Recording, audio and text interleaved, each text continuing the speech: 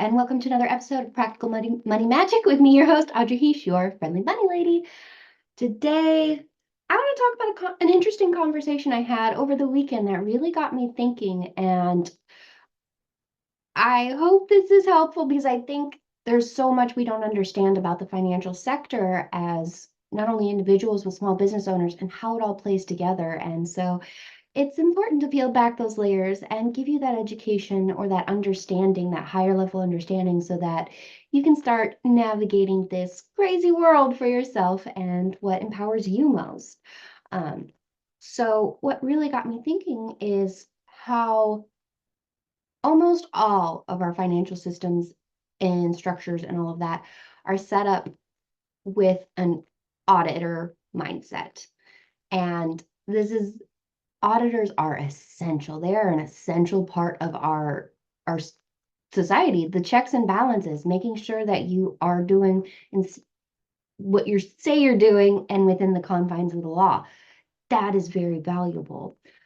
And we need those. We need those beautiful people who love the paperwork as much as I do and pulling back the layers and digging through the numbers to understand what is going on and making sure that it's accurate. It can feel scary, and I don't want to diminish that as a person without having that understanding of what they are digging into. So I don't want to diminish the scary, but they are very important. And most CPAs are on that audit track. Yes, there are ones that are in tax, but your CPA license has very little to do with actual tax. It's all geared towards audit because there are so many systems and structures within our society between anyone who's a public entity. So if they are on the stock market, they need to be able to be audited, and they pay auditors, third-party auditors, to audit their books to make sure that what they are claiming to the public is accurate and they're in good standing to be in the position that they are. There's a lot of nuance to that, and then there's also like the government. We need auditors to also audit the government and making sure that the government is saying and being transparent with the funds that they are given with our tax dollars. This is the value of auditing. And the CPAs, almost all of that to get your CPA license is geared towards audit. There's a small fraction that does have to do with tax, but if you're looking for someone to really dive into tax, an EA, which is an enrolled agent, would be your better bet. I'm not saying that there aren't beautifully brilliant tax CPAs. There absolutely are. It's just that nuanced difference. All of this to say is this conversation really helped me. How do I say this? It made me realize, I was pausing and I was thinking, I was like, there's every single aspect of our financial structures and our system is set up with an auditor's mindset. And that is very essential. Like, let's take credit scores. Credit scores is a made-up metric that we made up here in the United States based on the financial institutions. The financial institutions were like, how can I audit the people to make sure that I am getting the most profit? How can I make sure that all of these things align to make sure that I am getting the results that I want as an institution? And then credit score was brought and passed, and now that's a standard within our society. We can all feel very differently about what that looks like and why. We're not going to go into that rabbit hole. That's a rabbit hole for another time. But that is the value of knowing your systems and knowing where you want to go. And the value of putting that together and finding that out for yourself is understanding where you want to go, and then make sure that the numbers and the metrics line up to get you there, and be very well aware of what those metrics are, and also have grace for yourself. That's the piece that that the credit scores don't give is it's okay if you make a mistake. That doesn't define you. This isn't a defining tool. The more you put together your systems and structures to figure out your path forward with your finances, it's not a punishing tool. And every single tool we currently have, whether you're applying for a loan, whether it's credit scores, whether you're trying to get a new place, a car, any of that, it is more of a hindrance. There is a lot more of the punishment side than there is the reward side. And I think that has really degraded people's wants and needs and will to really look at their finances, because it's been nothing but painful and it's been nothing but a damaging thing for them every single time that they do.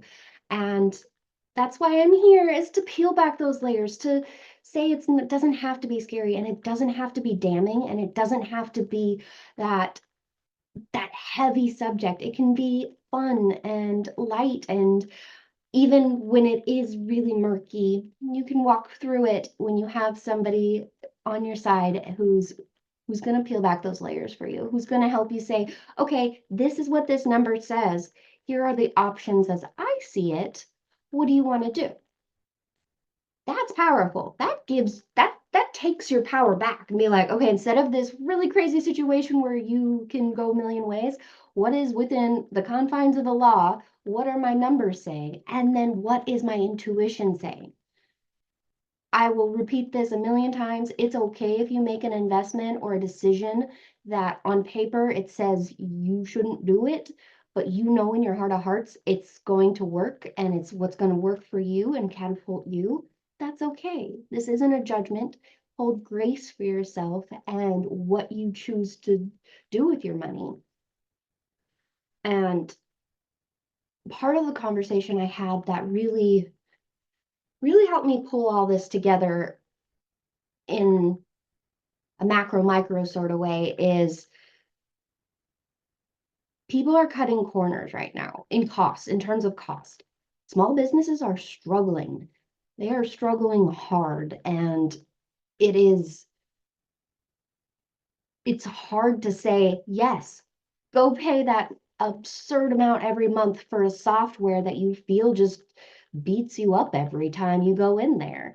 That's not fun. And when you are debating between paying your people and paying a for-profit billions of dollars in for-profit a quarter company for an outrageous fee for something that you barely want, you're just told you should want it, that is very hard. And that's why I'm here to infuse financial literacy and ethics into business owners so that they see the value in that and in their reports and their systems and their structures, because it is what can catapult you. It is what gives you the definition to get your systems in place, to have those metrics and goals so that you can meet them or analyze why it didn't get met. And that's okay too.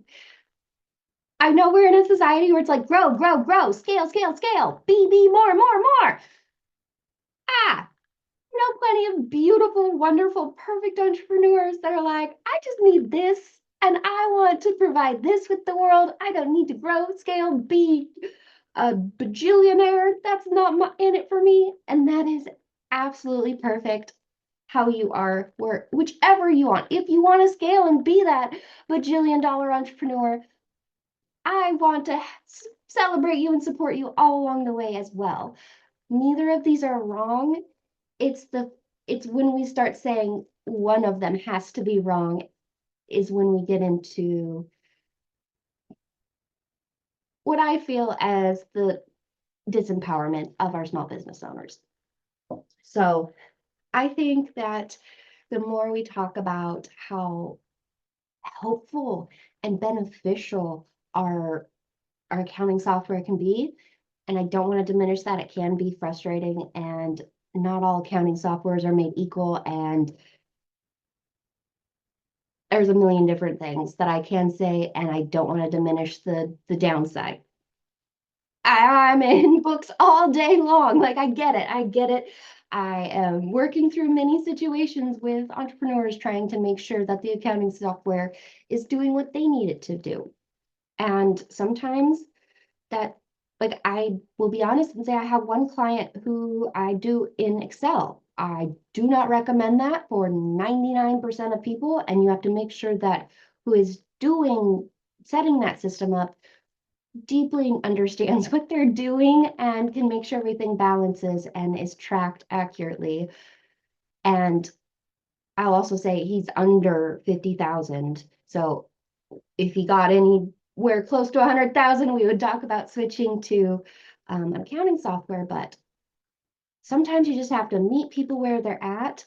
And again, I don't always recommend Excel, but if that's where you're at, if that's where you start there. And I celebrate you, and just whichever system you choose for yourself, I just encourage you to make sure that has all the functions that you need as an entrepreneur. Because again, not all accounting softwares are made equal. Not all of them do all the normal accounting things that you might need or expect an accounting software to have. So ask the questions before you get into the software. Say, these are what I need. I need to invoice. I need to pay bills. I need to receive money on my invoices. Like, whatever you need for your accounting, ask those questions before you get in the software.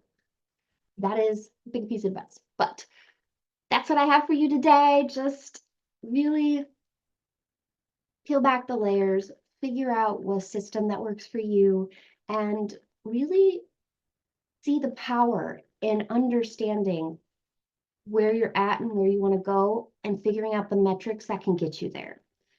It's going to be different for everyone, and there are a few, like I will always say, everybody needs to know their break-even point. That is a powerful, simple metric that all entrepreneurs can be empowered by knowing that number, because that means they know exactly how much money they need to bring in every month and what they're spending every month. 2 in 1. That's what you really need. You need to know those numbers, and it doesn't have to be this big elaborate thing. It can be, and the more elaborate you get, the more you are understanding the full picture of your finances. But start with where you're at. It doesn't have to be this big elaborate thing, because what you think you need to know in the beginning is going to be different than as you learn, grow, and understand even just what you need. It's going to change, and that's okay. Allow that space to change and grow, and just be the incredible entrepreneur that you are. And I think that's where I'd like to leave it today. If you have any questions, comment below. Let me know what you think. Go to www.thegracefulpenny.com/quiz to find out what your financial success strategy is. And I look forward, and let me know. Let me know what you got. I'm very excited to see. And we can chat about what is best for you. So as always, my name is Audrey, and I hope you have a wonderful rest of your day. Oh, plant that seed of success and watch yourself bloom, baby.